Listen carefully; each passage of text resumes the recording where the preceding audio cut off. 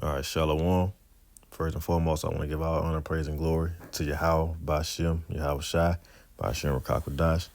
Double honors to the apostles and elders of GMS who rule well, and peace and blessings to the hopeful elect out there. Today I wanted to get into it's a old dream that I had, but I just watched a video a little while ago about the brother in the dream that he had. Mine's a little different, but I figured I'd go ahead and talk about it. So sometime last year, I had a dream. It started off back then. I had a black Nissan Frontier. So I'm driving down the road, just like a regular street, just out here in Jackson. Pretty smooth road, even though they ain't too common out here. But yeah, I'm driving down the road like a regular brown street, and I ended up making a right hand turn, and everything just turned white. Like the whole street was like glowing white, and like when I turned onto that street, it was like brothers everywhere. Brothers on the left hand side, in the middle, because it was like a division in the middle of the street, like a median, like an oval shape. And then you had brothers on the right hand side. And as I drove down the street, and I looked to my right, and it was like a big white building. And I seen familiar faces, brothers that I be around, have been around. It's like a big white building, like the building where they have like the Abraham Lincoln statue sitting at, like a real big building, white columns and everything. And all the brothers that were outside, everybody had their garments on, everybody out there teaching, fellowshipping with each other. And I ended up making like a U-turn and getting out. And I was amongst like the brothers that I'm around every day. Yeramia, Yahawadi, Yashimai, and I seen other brothers like from the GMS Mississippi camp. And I got out of my garment and just got amongst the brothers, and we were out there teaching and doing what we do. And it's like in a movie, like it cut to the next scene. And it was like I was floating in the air. And it's like if you ever seen it, they had a movie on Netflix. I think it was called What Happened to Wednesday, What Happened to Monday, or something like that. And it was like a movie with like twin sisters. I think it was like 3 or 4 of them. It might have been more, but I think it was about 3 of them. Because every day, each one of them had their own day of the week where they went out, because of the way society was. And it was like a big screen, like a dictatorship. And like the leader, of course you didn't see him, but he was barking directions and giving speeches over over a loudspeaker, and you seen him on the big screen. And you had people walking around in shackles and stuff. It was almost like a medieval thing going on. People shackled up, stuff on fire, sirens going off. But I was in the midst of it, but I wasn't a part of it. Like I said, I was floating around. And like a siren had went off, like it was an attack finna happen. And like as the attack started to happen, like the scene, it cut again, like it cut to another part. And next thing I know, it was like a resort I was at. Well, I guess I'll talk about both of the dreams now. I'm gonna finish this one, but it was like a resort. If you can picture it, it's like a family reunion or like a big family vacation. And it's kind of like hard to describe. It's like if I get that scripture while I'm thinking about it. Like I said, it was hard. It's hard to describe like how it was. What's that scripture? The 2 Corinthians 12. The 2 Corinthians 12 and 3. And I knew such a man whether in the body or out of the body, I cannot tell. Yahweh Bashem Yahweh Noah, how that he was caught up into paradise and heard unspeakable words, which is not lawful, Salakia, which is not lawful for a man to utter. So well, I'm reading the NLT, verse 4, that I was caught up to paradise and heard things so astounding that they cannot be expressed in words, things no human is allowed to tell. And like I say, it's kind of hard for me to put it into words because I can't tell you like how peaceful it was. But like I said, it's like a big family reunion, family gathering, a resort. You had brothers and sisters with their fringes on, the sisters covered up with their hair wraps. You had the grills going, music playing, everybody enjoying themselves. Jet skis, boats. I said good food, music, everybody laughing, having a good time, enjoying each other's company. Like it wasn't a care in the world going on. And you sitting there mingling with the brothers. I'm just sitting there taking it all in, laughing, joking, eating, playing cards.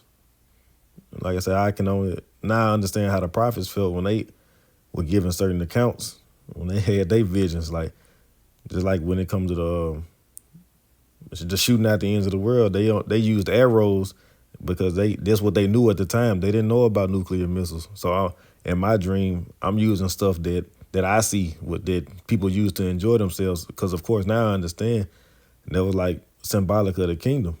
Of course we gonna have chariots and everything then, but like for now, that was the jet skis. We had people out there parasailing and everything. We might be able to fly.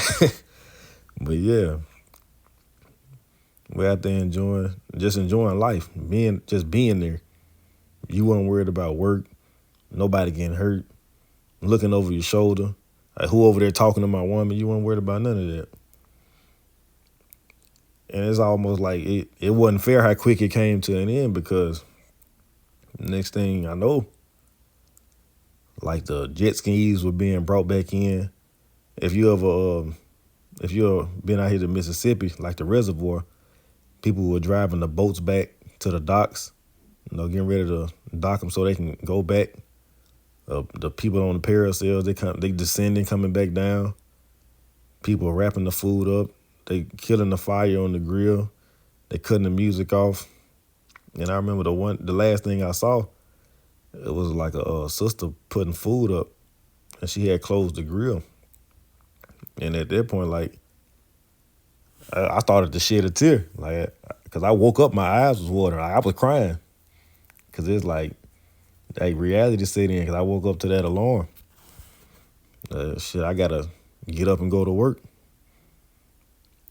Even talking about it now, I still kind of bring a tear to my eye, because, hey, I was good. I wanted to stay there. I almost didn't want to wake up, because I woke up. I woke up crying because, like, I understand shit. I got to go back to the bullshit. We ain't there yet. And that stuck with me for a while. I was thinking about that all day at work. I was kind of mad because I'm at work like, damn. I just had it made, and now here I am. But and they kind of go hand in hand with the other dream I had. The other dream I had, it was about maybe 2 or 3 years ago. And, a lot of the times you'll forget your dreams, but certain dreams stick with you. And in this dream, this was before we started fellowshipping with the brothers of Jim, Mississippi. So it was me and the 3 other brothers I know. Well, 4. Cause one of them, he's not with us no more. He transitioned on over. But we were outside, eating, drinking wine. And if you know anything like in the South, you have houses. They might have like the little net on the outside, like to keep the bugs out. And we were outside eating, drinking, laughing, and we were shielded off, like I said, by the net. And we looking off in the distance, as you can see, like nukes started to hit the ground. but we weren't worried about it. Like I said, we was sitting there laughing, having a good time, watching them come down, and because we knew one thing gonna happen to us. Like I said, it gets you in the spirit, like, man, we almost there, we almost done. But you, just like with the first dream, well, the second dream I had, but the first one I talked about, I had to snap back. Like, it's not over yet. We still got to keep going. We still got work to do.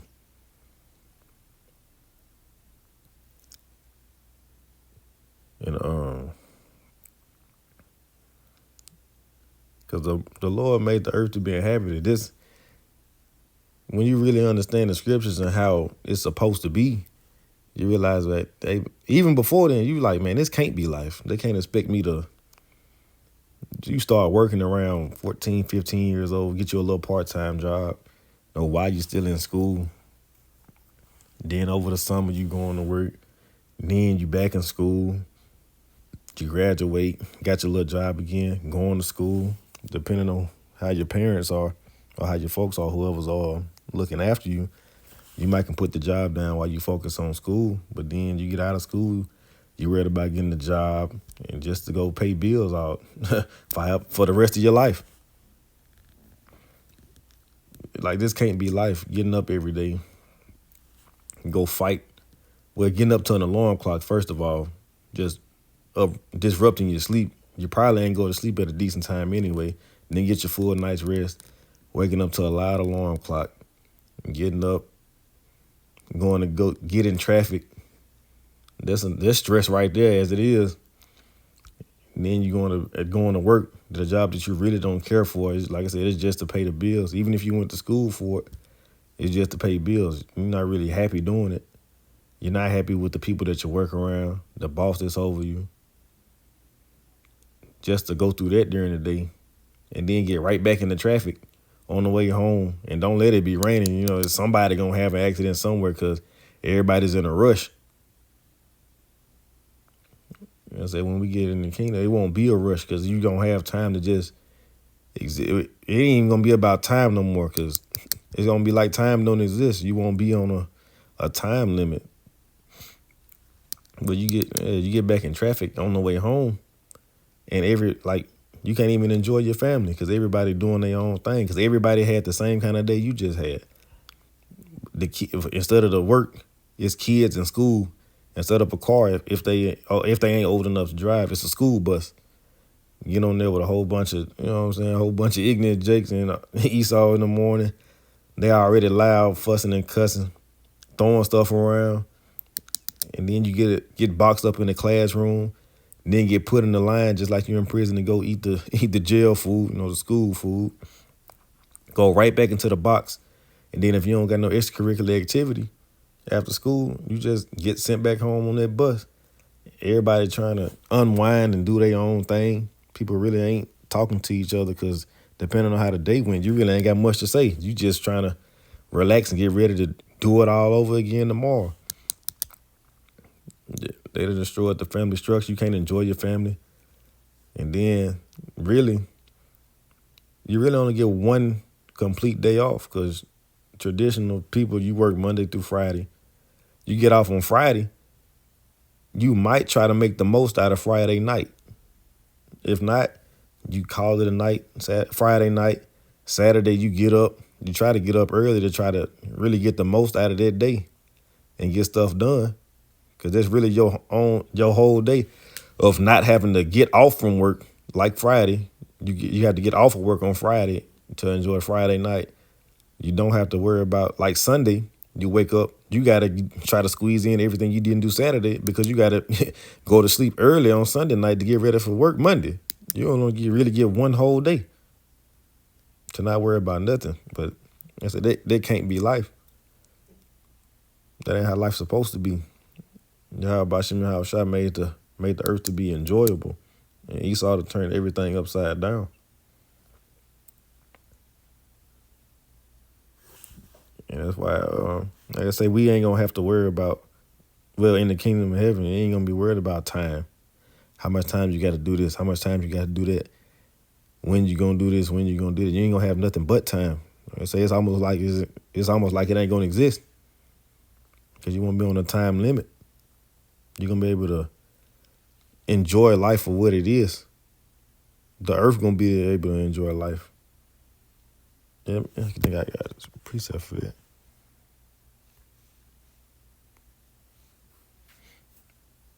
Yeah, Romans 14, I think it's 17. Oh yeah, Romans 14 and 17. I'm gonna read it in the NLT. For the kingdom of Yahweh Shem Yahushua is not a matter of what we eat or drink, but of living life, of goodness and peace and joy in the Holy Spirit. Like I said, we almost like I said, now we eat our bread defiled. We ain't gonna be worried about what we eat and drink then, because we gonna know what's lawful and what's unlawful, and then the Israelites gonna be back on top. We know we gonna have a kingdom we gonna have the best of the best food, the best wine, the best water, the best everything. So we ain't gonna be worried about what we eat and drinking. We just gonna be worried about, like I say, living life, being at peace. You get to wake up in the morning when you good and ready. And then you don't have to wake up to an alarm clock. You might wake up to a harp being played or whatever your kind of favorite instrument is. It might be one of your wives playing it. Your kids running around outside playing in the field. You get to walk outside, the sun rising. You ain't got to worry about going to go punch a clock. You got the whole day to just sit there and enjoy nature, enjoy life. Brothers can have a whole planet to themselves, because that's another thing. When your Howard shot come back and get ready to put stuff right side up, like I say, the wages of sin is death. We ain't gonna have to worry about that no more, because we ain't gonna be able to do no wrong anymore. You gonna have the rest of eternity. Like I say, that's a long time. Brothers now, I know brothers personally on this side, they got 7+ little ones. You know what I'm saying? In that day, a little one should be 1,000. So you can only imagine what kind of work brothers gonna be putting in. You know what I'm saying? You're talking about eternity. You're gonna need more than just the planet Earth. That's why it says, let me get it. This John 14 and 2. This is John chapter 14 and verse 2. In my Father's house are many mansions. If it were not so, I would have told you, I go to prepare a place for you. And it's crazy because how about you, how was shy? Like I said, he made you. He know exactly what you want. It's a planet out there just for you. And saying his thoughts are not our thoughts. He said, in his Father's house are many mansions. In his house are many mansions. What's the house of the Most High? You know what I'm saying? It's like the whole, I was about to say universe, but like the whole multiverse, man. It ain't just the Earth and the other 8 planets. You're going to need more room than that. You got all types of galaxies and Milky Ways out there. Like, if you ever played the game No Man's Sky, it'll show you that you got millions, billions, maybe even trillions of planets, all these different galaxies and stuff like that out there. Because it's something out there for everybody. This brother might like it 72 degrees. This brother might like it 73. This brother like it 65. This brother like to have this color when the sun rises in the morning. He might want to have a purplish sky. The other brother might want to have a type of orange in the sky. It's gonna be something just for you and your family. You don't have to worry about, just like now, I got my neighbors above me stomping. You know what I'm saying? Be in the middle of the night, you hear them walking around. You don't have to worry about that in the kingdom of heaven. You're going to have plenty of space for you and your little ones and your family. So in his house are many mansions, and his thoughts are not our thoughts. So he already got it mapped out. He got man, there's some stuff out there, man. I can't even put it in the words. We can't comprehend it just yet, because we won't be able to comprehend it until we going through it. And even then, we still gonna be in disbelief, because we done been so long here on this earth, and we just become accustomed to it, and we thought, hey, this is what it is. I gotta go to school, I gotta do this and do that, save up, try to get a loan. You know what I'm saying? The mortgage, mortuary, engage you engaging in a death contract. That house is, hey, you gonna have to pay for it until you die. Oh, damn near until you dead. Then you pass it down. You got the land taxes and all that, man. That can't be life, man. You ain't gonna have to worry about none of that in the kingdom of heaven. And that's another reason why like them tears started to roll down. Like I said, you even now, you think it's all right, you think it's good to have the nice things, the big house, the nice cars. But at the end of the day, ain't no telling how long or how hard you gotta work to maintain that. In the kingdom of heaven, you're not gonna have to stress over maintaining what you have. You're gonna be taken care of, man. Man. But every day we get closer and closer, man. But we got to be ready for the times to come. But yeah, that's why I want to get into, man. Just share the dream or the visions that I had, and it encouraged me to keep going. But you can always do better. Speaking to myself first and foremost, I can always do more. I can always do better. But they gave me a faith booster that, even though you fall, the last lesson I did, a just man falls 7 times. And you fall, even though I fall, you know what I'm saying? The Lord still sent me those visions like, hey, just keep going. Because this is what you have to look forward to. His house with the many mansions in it. And, that all white street with the brothers everywhere. Their resort where nobody worry about anything. All the brothers out there enjoying each other. The sisters out there getting along. You ain't worried about nothing. But that's what I want to get into. Until next time I say, Barakatah Yahweh Shai, all praise and glory to Yahweh Bashim Yahweh Shai Bashim Kakadash, and the apostles and elders of GMS who rule well, and Shalom, peace and blessings to the sincere listeners out there, the hopefully elect out there. Shalom.